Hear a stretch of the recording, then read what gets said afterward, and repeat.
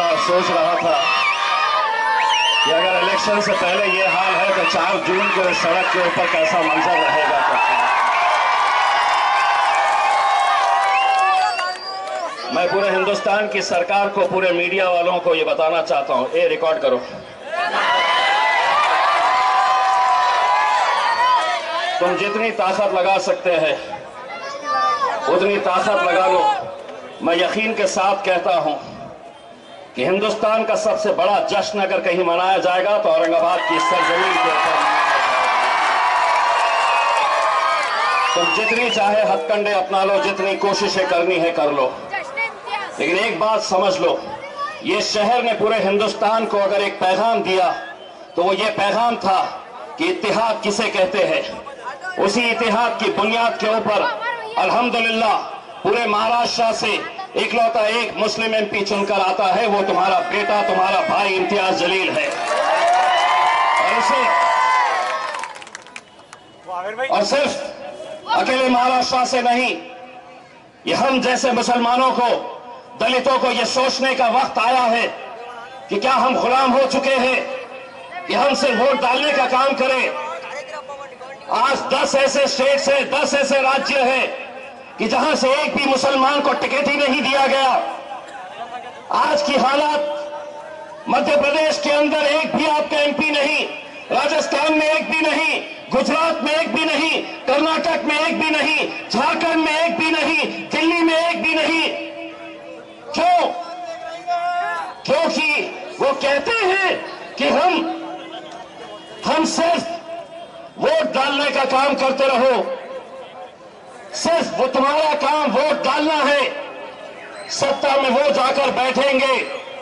लेकिन जब ये आवाम एक साथ मिलकर एक ताकत बनकर खड़ी रही तो मैंने उन तमाम नेताओं को एक पैगाम दिया कि सुनो शरद पवार, सुनो राहुल गांधी, सुनो उद्धव ठाकरे, सुनो अजीत पवार, अगर आज के बाद स्टेज के ऊपर तुम बैठोगे तो इम्तियाज जलील नीचे नहीं बैठेगा, ऊपर तुम्हारे बाजू बैठेगा। मैं कोई गुलामों की राजनीति नहीं करता हूं। आज मेरे नाम से कहते हैं कि नरेंद्र मोदी को कमजोर करना है, नरेंद्र मोदी के सीटों को कम करना है, तो इम्तियाज जलील को यहां पे वोट मत दो, चंद्रकांत खैरे को दो। ये कहां से ऐसे लोग आ जाते हैं? इनके दिमाग का इस्तेमाल, भूसा भरा है इनके अंदर, गुलामी की आदत हो चुकी है। महाराष्ट्र के अंदर 48 सीटें हैं, सारी ताकत उस एक सीट के ऊपर लगाओगे जहां पर तुम्हारा अपना एक भाई लोकसभा के अंदर नुमाइंदगी कर रहा है। अगर है हिम्मत तो 47 की 47 सीटें जीत के दिखाओ, और अगर पूरे के पूरे जीत भी गए, लोकसभा के अंदर आ भी गए, तो मैं तुमको लिख कर देता हूं, मैंने पिछले 5 सालों के अंदर यह देखा है, जब इस कौम के खिलाफ कोई कानून बन रहा है, जब हमारी मां और बहनों से कहा जा रहा कि तुम्हें हिजाब नहीं पहनना है, यूसीसी के कानून के तहत तुम्हें यह बताया जा रहा है कि हम इस मुल्क से मदरसों को बंद कर देंगे, तुम्हारी मजहबी शिनाख्त, तुम टोपी पहनकर बाहर नहीं आ सकते, टोपी पहनना है तो मस्जिदों में पहनो। ये कानून जब लाया जाएगा तो वो 47 के 47 गुंगे, मुक्के और बहरे बनकर बैठे रहेंगे। अगर वहां पर कोई नरेंद्र मोदी और भारतीय जनता पार्टी की आंख में आंख डालकर अगर कोई सवाल करेगा तो वो मेरा खायद बैरिस्टर असदुद्दीन अवैसी और इम्तियाज जलील करेगा।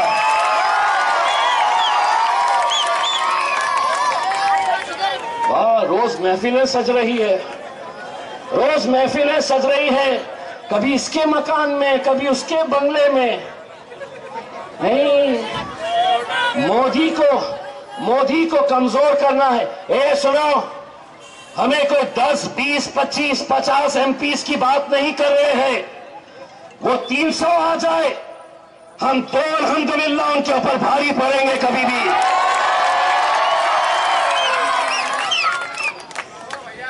और किसके बारे में कह रहे हैं? और किसके बारे में कह रहे हैं? ओ भाईजान, पूरी ताकत 13 तारीख के दिन दिखा मेरे भाई, पूरा जोश 13 तारीख के दिन दिखा दे। 13 तारीख के दिन निकल और तेरे को एक का मौका मिला तो 4 ठोक डाल उसमें।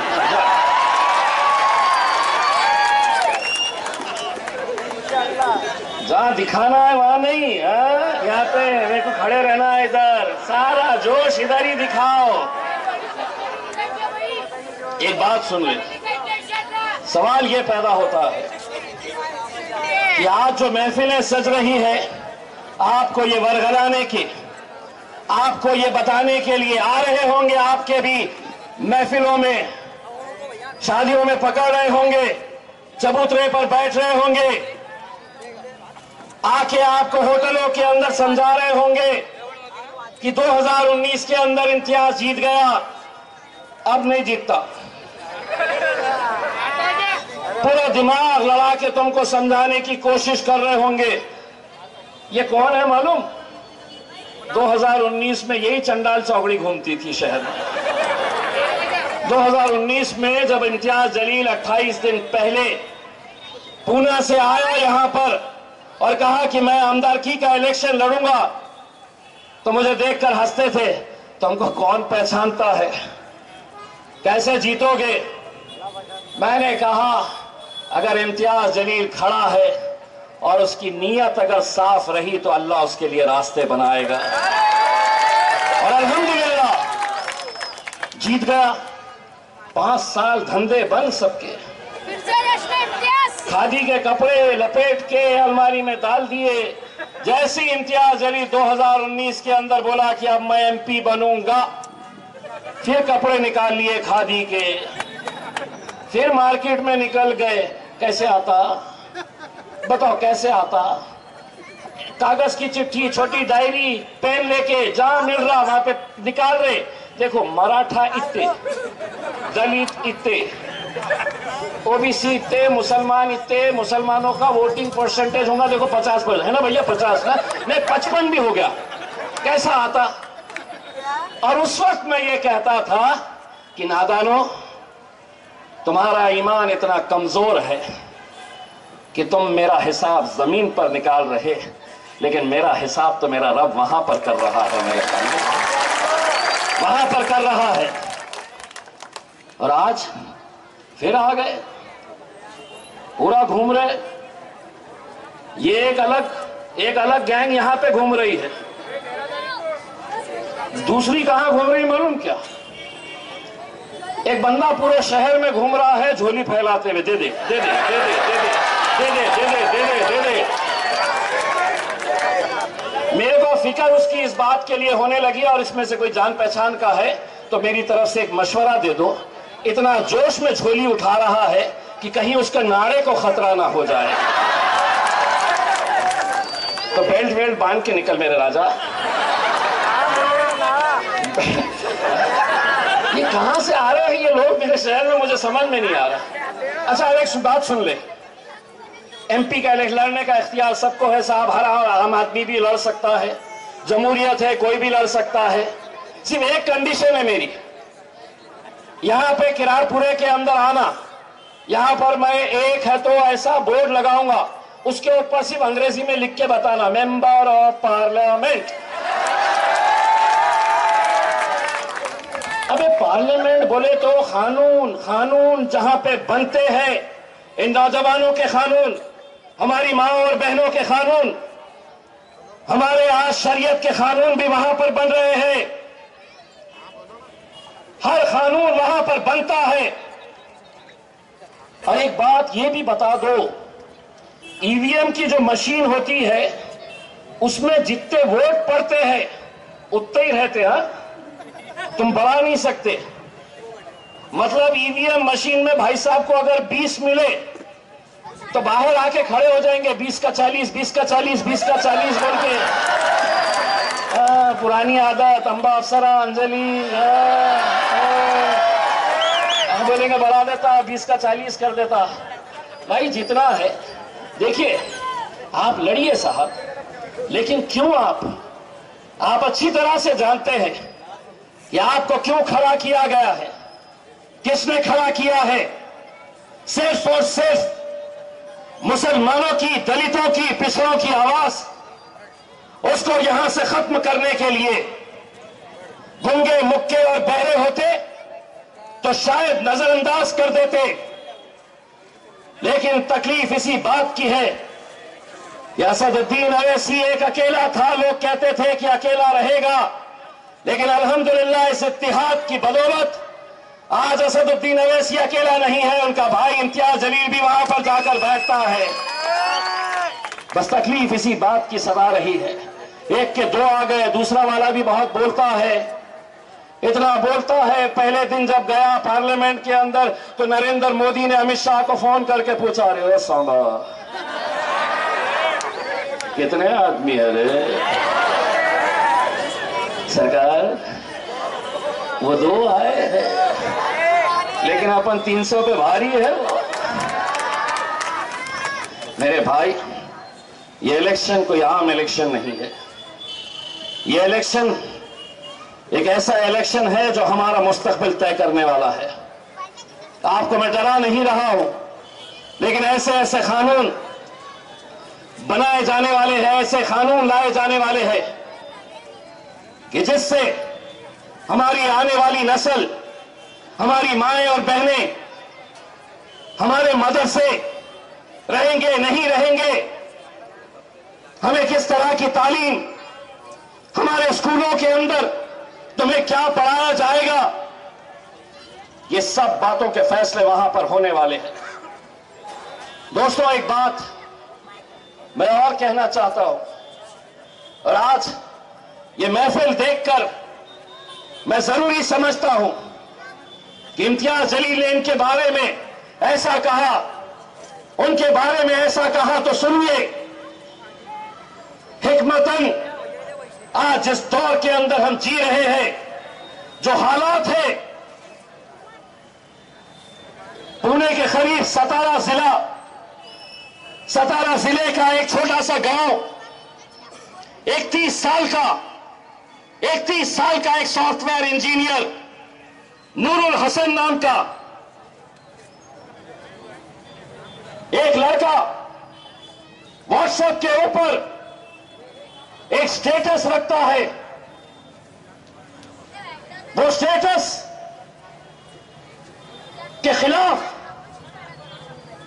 स्टेटस किस बात का, कौन सा स्टेटस? तो औरंगजेब रहमतुल्लाह का स्टेटमेंट रखता है वो। नतीजा क्या होता है? सतारा के उस छोटे से गांव में बजरंग दल, विश्व हिंदू परिषद, शिवसेना के लोग उस गांव के ऊपर हमला करते हैं, जहां पर यह सितंबर 2023 की बात कर रहा हूं। उस गांव के ऊपर हमला करते हैं, पुसे सावली नाम का गांव, उस गांव के ऊपर हमला करते हैं। मिसबाह नूरुल हसन नाम का यह लड़का, 7 महीने कि उसकी बीवी प्रेग्नेंट, खाना निकाली रात का, शौहर से कही कि खाना खा लो। नूरुल हुसैन कहता है कि मैं इशा की नमाज पढ़ के आऊंगा, फिर खाऊंगा। मस्जिद जाता है, छोटा सा गांव, छोटी सी मस्जिद, 4-5 मकान। मस्जिद में जब जाता है, नूरुल हुसैन ने कोई स्टेटस नहीं रखा था, किसी और बच्चे ने रखा था, लेकिन हमला किए। जब गांव के अंदर कुछ गाड़ियों को जलाए, किसी ने कहा कि मस्जिद में अब ईशा की अजान वक्त हो रहा है, तो उस मस्जिद के अंदर हमला किया गया।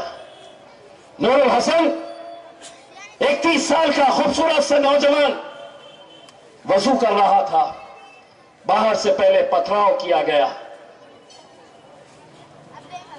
नारे लगाए गए कि नूरुल हसन भागकर आया, मस्जिद का दरवाजा बंद कर रहा था। मस्जिद के दरवाजे को बंद करने की कोशिश कर रहा था। उतने में ही ये गुंडे वो दरवाजा तोड़ते हैं, तोड़ के मस्जिद के अंदर घुसते हैं। बड़ी फर्शी पड़ी है। नमाजियों को बचाने के लिए नूरुल हसन कोशिश करता है, गिर जाता है। उसके सर के ऊपर इतनी बड़ी फर्शी मारकर उसे लहूलुहान किया जाता है। दोस्तों, नूरुल हसन जगह पर ही खत्म हो गया। मस्जिद में खत्म हुआ। तसव्वुर करो, उसकी बीवी, उसके बुजुर्ग बाप को जब यह पता चला कि बच्चा नमाज पढ़ने गया, 7 महीने की प्रेग्नेंट उसकी बीवी को यह बताया गया कि तुम्हारा शौहर इस दुनिया में नहीं है। कभी तसव्वुर करोगे क्या मंजर रहा होगा, क्या कैफियत रही होगी? आज कहने के लिए तो मैं बहुत कुछ कह सकता हूं, लेकिन आज हिकमतन कोई नहीं गया उस गांव के अंदर, कोई फटका नहीं। ये जो यहां पे बड़े बड़े भाषण कर रहे, कोई फटका नहीं। इम्तियाज जलील के पास ये ओहदा था मेंबर ऑफ पार्लियामेंट का। वहां के एसपी को फोन करके बताया, जब मुझे ये खबर मिली कि ये हत्यारों को छोड़ने की कोशिश की जा रही, इम्तियाज जलील तुम्हारी दुआओं की बदौलत जो बना है, वहां के एसपी को कहता है कि अगर 3 दिन के अंदर अगर ये पूरे आरोपी अरेस्ट नहीं हुए तो इम्तियाज जलील सतारा के अंदर आकर बैठेगा। 2 दिन के अंदर पूरे आरोपियों को गिरफ्तार किया गया। दोस्तों, सुनो, घड़ी मेरी चलेगी, मैं एमपी हूं।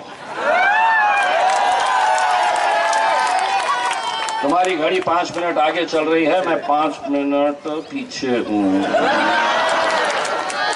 मेंबर ऑफ पार्लियामेंट हो ना, खासदार हो ना, मेरी घड़ी बराबर, मेरा वक्त बराबर चल रहा है। जिसका वक्त खराब चल रहा है वो देख ले अपना वक्त कैसा जाने वाला है। अपना वक्त तो अल्हम्दुलिल्लाह। मेरा सिर्फ इतना कहना है मेरे भाई, बहुत सारी ऐसी बातें इन 10 सालों के अंदर मैंने देखा है, मैंने महसूस किया है। भड़काने के लिए, नौजवान बच्चों के जज्बात को खेलने के लिए, किराड़पुरे का वो दंगल आज भी मुझे याद है। उस वक्त भी मैंने इस मुल्क के वजीर आजम को एक पत्र लिखा था, अमित शाह को एक लेटर लिखा था, महाराष्ट्र के मुख्यमंत्री को एक लेटर लिखा था, और ये कहा था कि ये जो यहां पर दंगा हुआ है उसमें मेरा किराड़पुरे का कोई नौजवान शामिल नहीं है। और अगर तुम्हें साबित करना है तो तुम एक इंक्वायरी लगाओ, एक हाई लेवल इंक्वायरी लगाओ।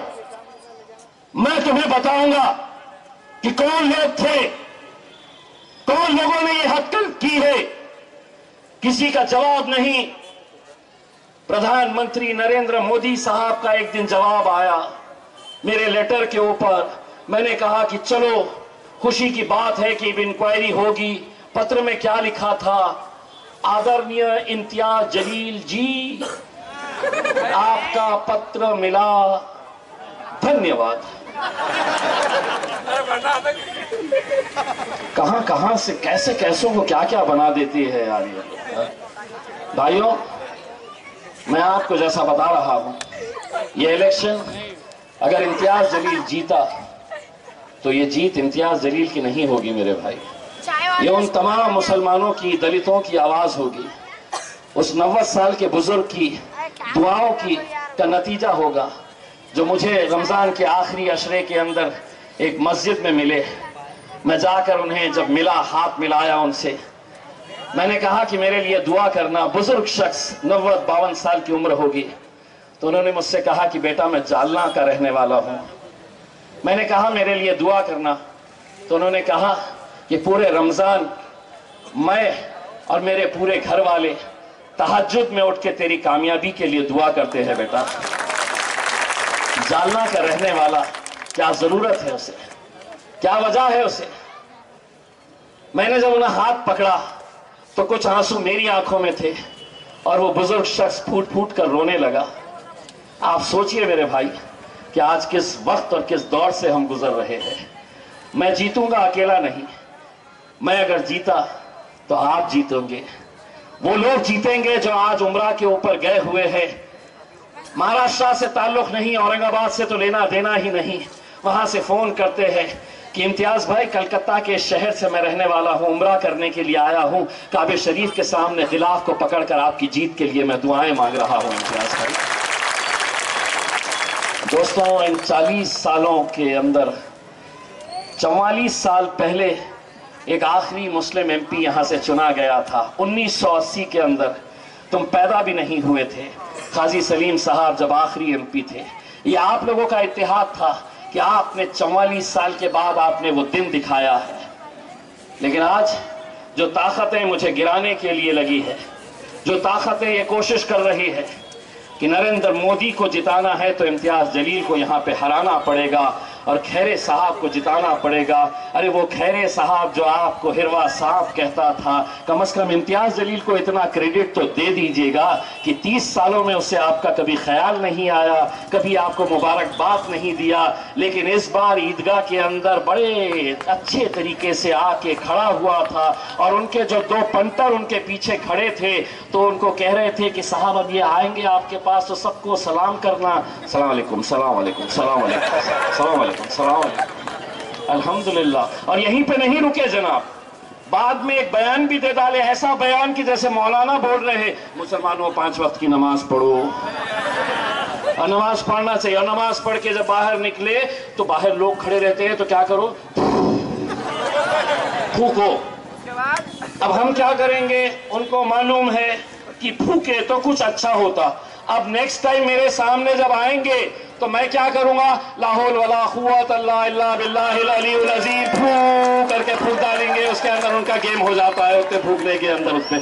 बस मेरे भाइयों, आप लोगों से इतनी इंतज़ा है कि 13 तारीख के दिन पूरी ताकत के साथ बाहर निकलिए और यहाँ पे तैयारी करिए 4 जून को हिंदुस्तान के सबसे बड़े जश्न की। इंशाल्लाह। बहुत बहुत शुक्रिया। वाखिर दावा अल्हम्दुलिल्लाह।